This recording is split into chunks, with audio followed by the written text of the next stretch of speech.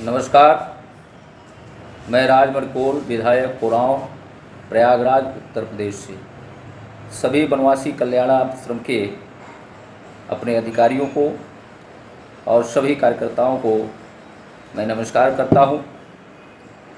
आज का विषय उत्तर प्रदेश के कोल जनजाति के संबंध में मुझे रखने का विषय मिला है।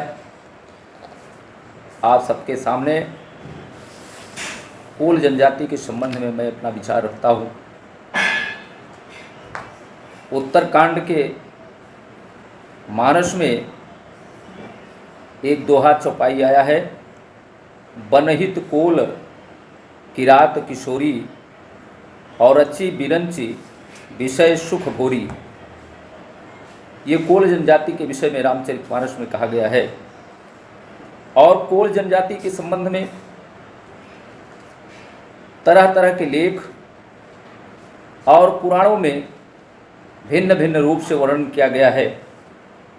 जैसे ब्रह्मवैवर्तर पुराण में लेट पुरुष और तीवर स्त्री के संयोग से कोल जाति की उत्पत्ति बताई जाती है। उसी तरह से पद्म पुराण में सगर के भय से यवन, वाल्मीकि, कोली आदि जातियां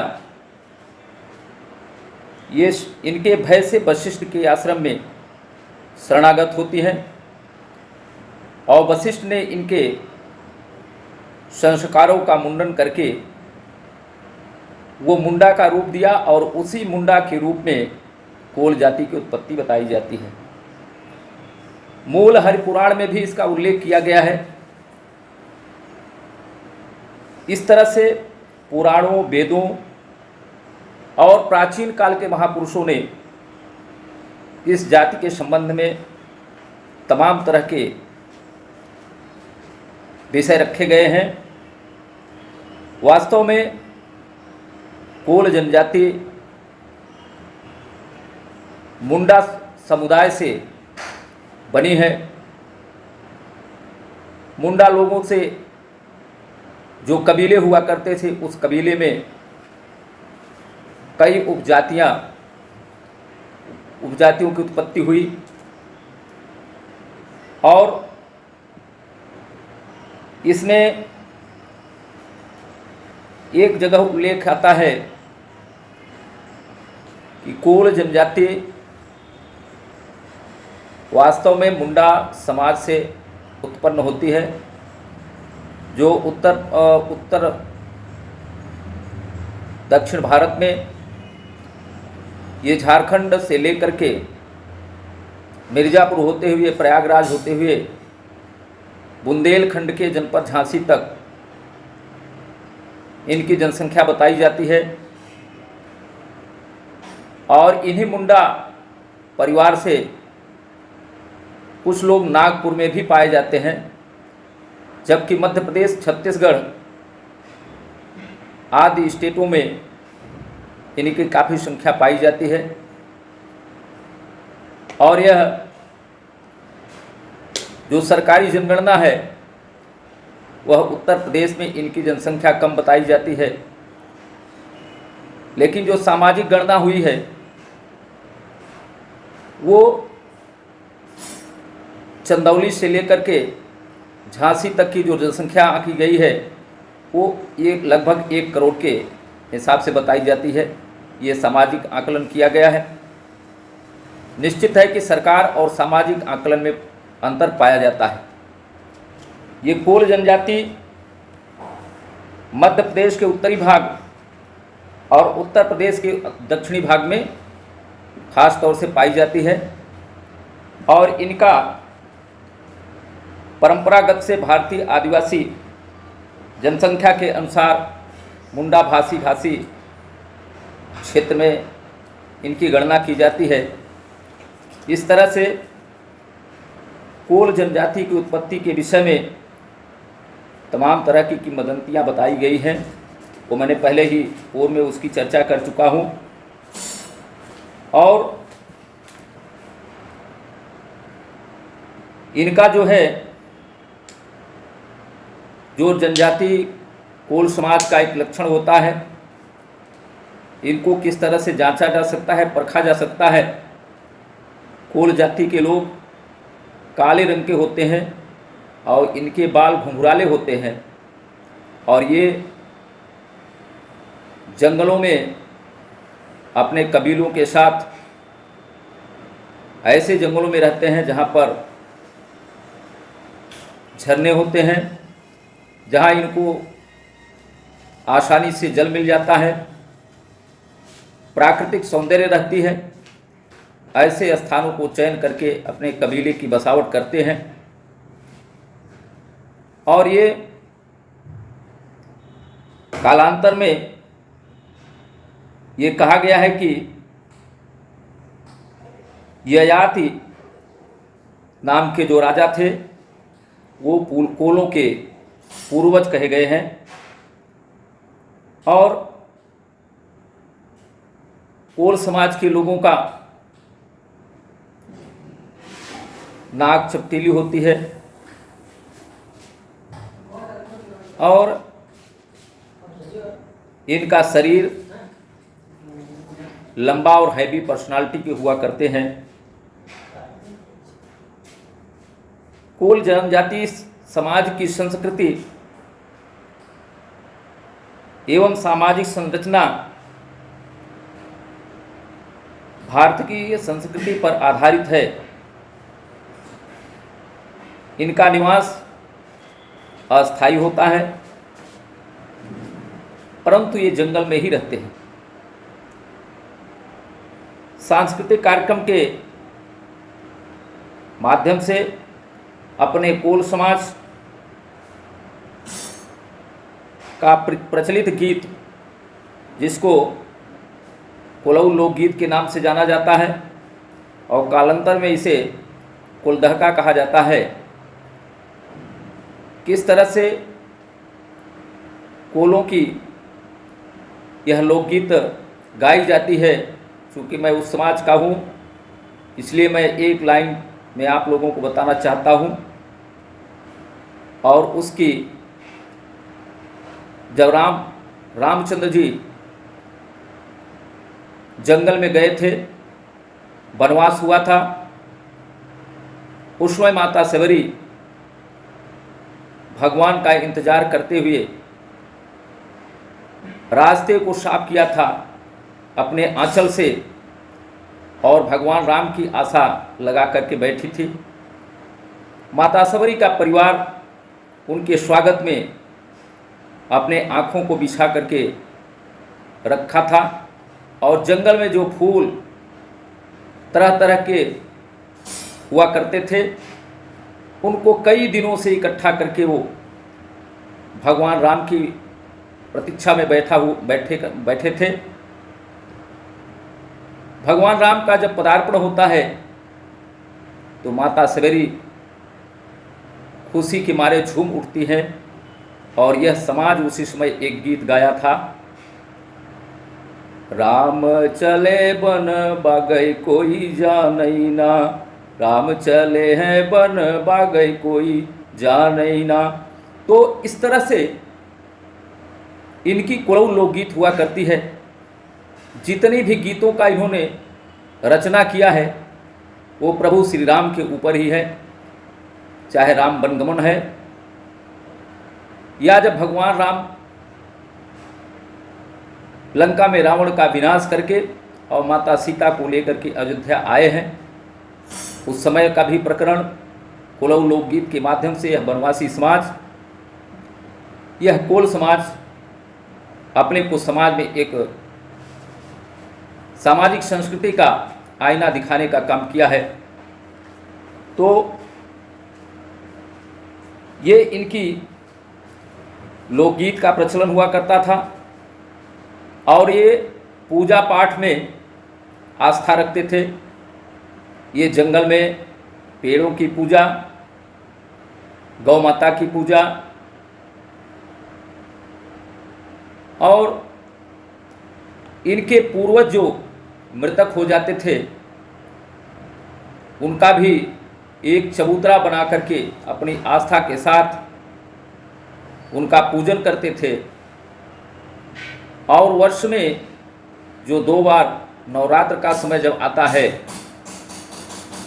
त्योहार और चैत मास की जो नवरात्रि का पर्व होता है, उस नवरात्रि के पर्व में ये 9 दिन का व्रत रखते हैं। और 9वें दिन जब इनका व्रत समाप्त होता है तो पूरा समाज एक जगह इकट्ठा होता है और जीभ में त्रिशूल होता है, उसको वो अपने जीभ में घुसाते हैं और अपने होठों में घुसाते हैं और पूरे कबीलों का भ्रमण करते हैं। और उस समय भी जो ये लोग खुशी में गीत गाए हैं वो भी भगवान राम पर ही आधारित है। जंगल में महुआ का पेड़ हुआ करता है, महुआ के फल को और जौ के दाने को इसको मिला करके सड़ाते हैं। सड़ाने के बाद जो इसका रस निकलता है उसका ये लोग सेवन करते हैं और उसको एक औषधि के रूप में ये ग्रहण करते हैं। कोल समाज ने यह शोध किया है, इसका जो रस निकलता है, इसका जो तत्व निकलता है 8 दिन के अंदर, इस रस में इतना लाभकारी होता है कि अगर व्यक्ति के अंदर जटिल से भी जटिल कोई रोग है तो उसको दवा के रूप में सेवन करने से वह रोग जड़ से खत्म हो जाता है। उदाहरण के लिए इनको जब गठिया बतास होता है तो शराब का सेवन करते हैं। चोट जहाँ लगती है उसमें भी ये शराब का सेवन करते हैं। इस तरह से इनका जीवन प्राचीन काल से चला आ रहा है।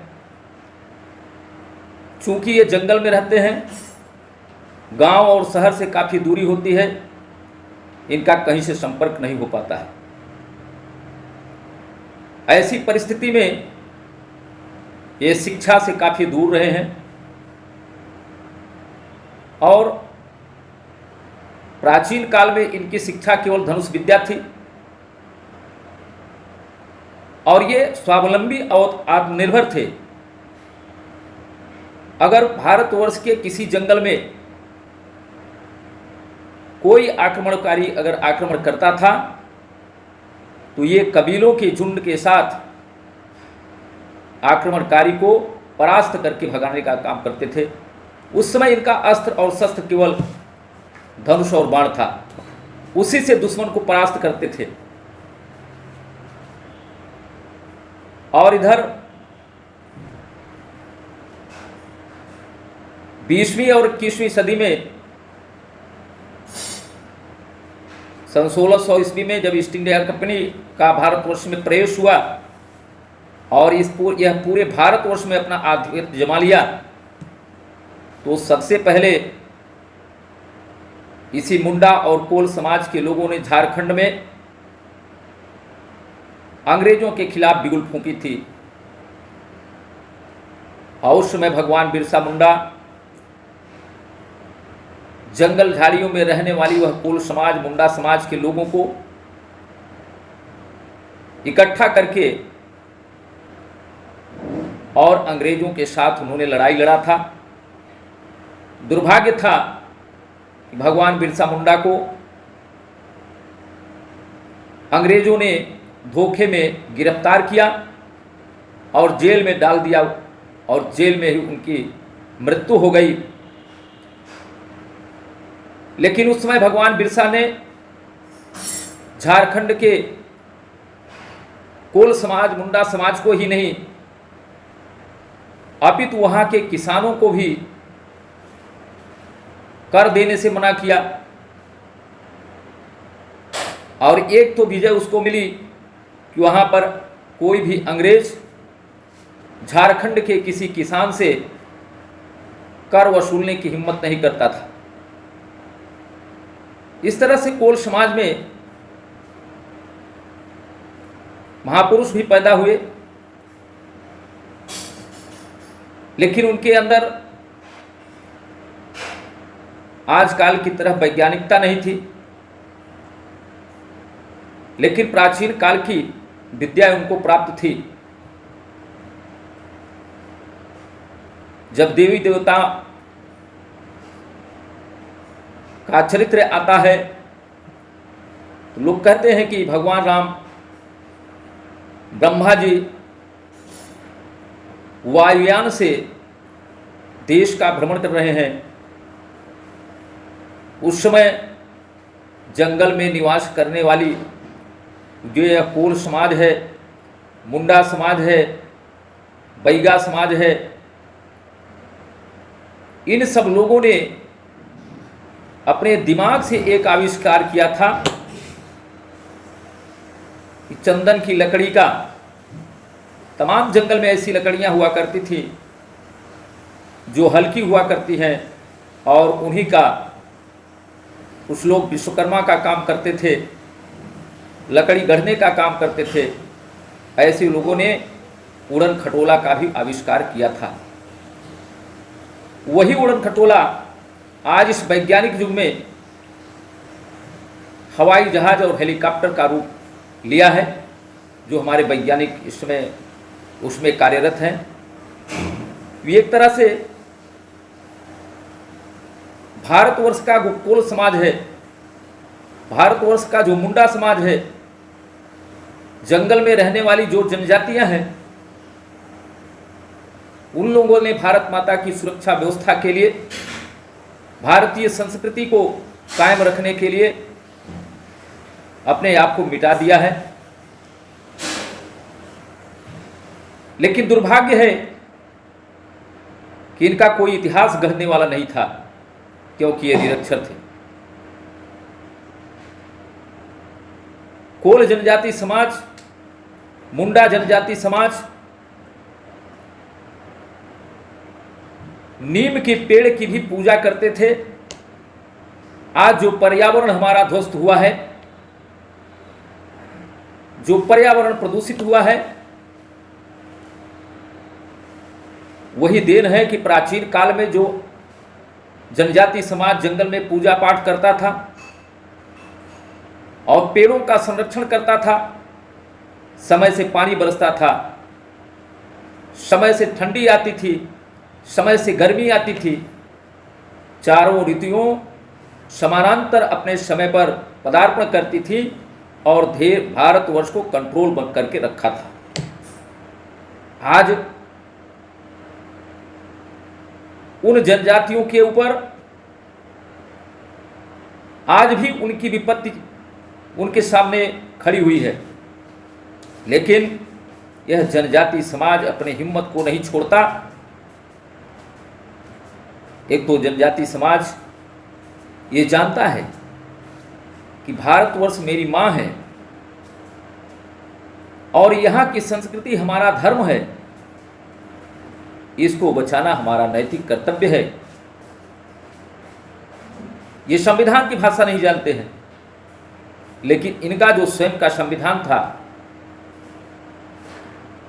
उस संविधान के परे कभी कदम नहीं रखा था। और यह कोल जनजाति समाज कालांतर से लेकर के आज तक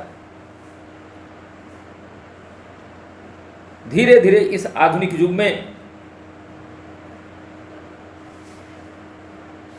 गांव की तरफ और शहर की तरफ भी बढ़ने की चेष्टा किया है।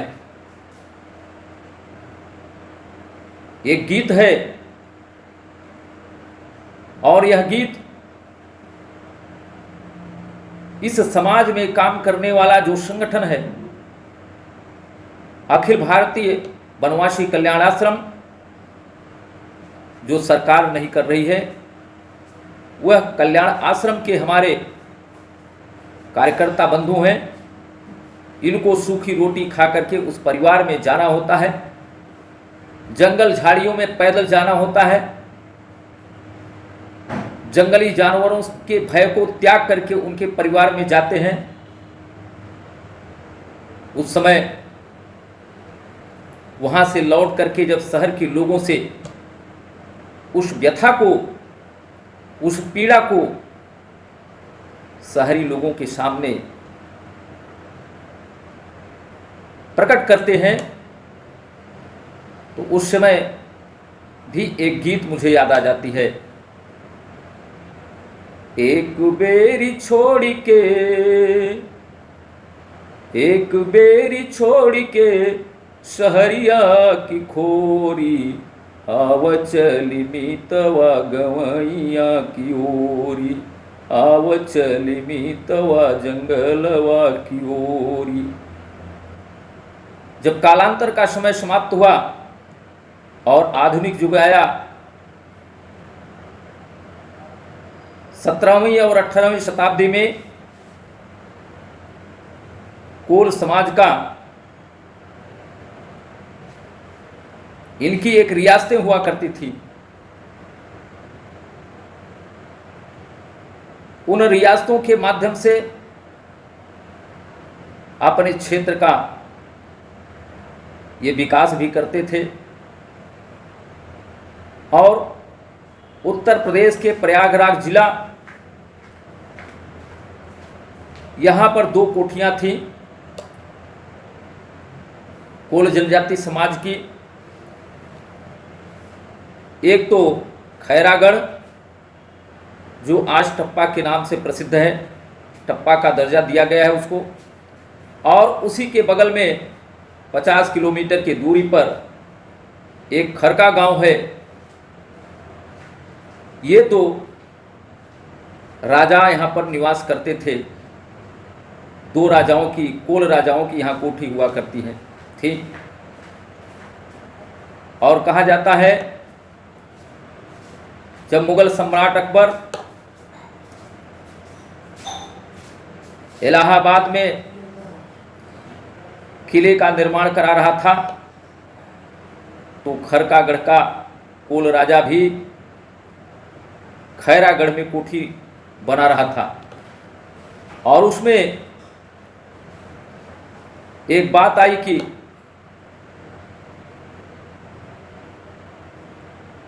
जो कोठी पहले बनकर तैयार हो जाएगी उसी को मान्यता दे दी जाएगी। वहां पर खैरागढ़ में कोल राजा अपनी ताकत के साथ खैरागढ़ में कोठी की स्थापना कर रहा था। इलाहाबाद में जमुना जी के किनारे अकबर उस महल को बनवा रहा था। दुर्भाग्य उसका और संजोग इलाहाबाद का बना कि रात में किसी मिस्त्री की एक कन्नी होती है जिससे जुड़ाई का काम करते हैं, मसाला रखते हैं, वो उसकी कन्नी छूट गई थी और दीपक जला करके वो उसी को खोज रहा था। और ये पहले से तय था कि जिस महल में चिराग पहले जल जाएगा उसको मान्यता दे दी जाएगी। दोनों की कोठियां अधूरी थी, दोनों के किले अधूरे थे, लेकिन संजोग और दुर्भाग्य का बात बना और वहां पर वह कारीगर, वो राजगीर अपने सामान को ढूंढने के लिए चिराग जला करके वो ढूंढ रहा था। उसी बीच में उसका प्रकाश बहुत दूर तक दिखाई दिया और सुबह उसकी घोषणा कर दी गई कि मुगल साम्राज्य का किला इलाहाबाद का सर्वमान्य है। और वह कोल राजा जो है उतने पर ही खैरागढ़ की कोठी को रोक दिया, उस किले को वहीं से रोक दिया। आज भी खंडहर के कुछ अंश वहाँ पर दिखाई देते हैं, पड़े हुए हैं। बहुत बड़ा टीला वहाँ पर बना हुआ है, सड़क के किनारे वह टीला आज भी दिखाई देता है। वहाँ से 50 किलोमीटर की दूरी पर दक्षिण साइड, दक्षिण की तरफ टौंस नदी के किनारे एक खरका गांव बसा हुआ है। वहाँ पर कोलों का अंतिम शासक था कांता राय कोल, जिसकी कोठी बनी हुई थी। और आज भी वहाँ पर कुछ खंडहर के अंश दिखाई देते हैं। ज़्यादा से ज़्यादा भाग टौंस नदी के पानी के कटाव से वह बह चुका है, लेकिन आज भी वहाँ पर उसके अंश दिखाई देते हैं। बाहर में एक बड़ा सा कुआं बनाया गया था उस समय, जिसका शिनाख्त आज भी वह पढ़ते पढ़ते 2 फीट अभी बकाया रह गया है। हम लोगों ने, कोल समाज के लोगों ने वहाँ टीम जाकर के उसका मुआयना किया है, देखा है। आज भी वहाँ की ज़मीन राजस्व विभाग में कोर्ट के नाम से दर्ज है। ये जीता जागता उदाहरण 2 कोल समाज के राजाओं का मैंने स्वयं अध्ययन किया है, मैंने स्वयं निरीक्षण किया है, इसको देखा है। इतिहास में कई साक्ष्य मिलते हैं और इस जनजाति समाज की महिलाएं भी कम नहीं थी, वीरांगनाएं थी, चाहे वो महारानी दुर्गावती रही हों और चाहे अन्य रानियां हैं जो इस समाज में अपने को लड़ करके देश को बचाने के लिए अपने जान की कुर्बानी दिया है। यह समाज निश्चित रूप से भारत की संस्कृति, भारत की सभ्यता, भारत के वैभव को बचाने का काम किया है। आज यह समाज एक संस्थान के अलावा किसी भी सरकार का ध्यान इसके ऊपर नहीं जा रहा है और इस समाज की विसंगतियां बहुत बड़ी हैं। शिक्षा से काफ़ी दूर रहे। आज थोड़ा बहुत इनके समाज में शिक्षा का प्रादुर्भाव हुआ है, जिसकी वजह से कुछ नौजवान साथी पढ़ लिख करके गांव से शहर की ओर पलायन किए हैं और शहरों में कहीं पर प्राइवेट नौकरी, कहीं पर मजदूरी का काम ये कर रहे हैं और इस समाज की दशा को सुधारना इस देश की बहुत बड़ी जिम्मेदारी है, क्योंकि जब जब देश के ऊपर पतन आई है उसके पहले इनको जानकारी हो गई है।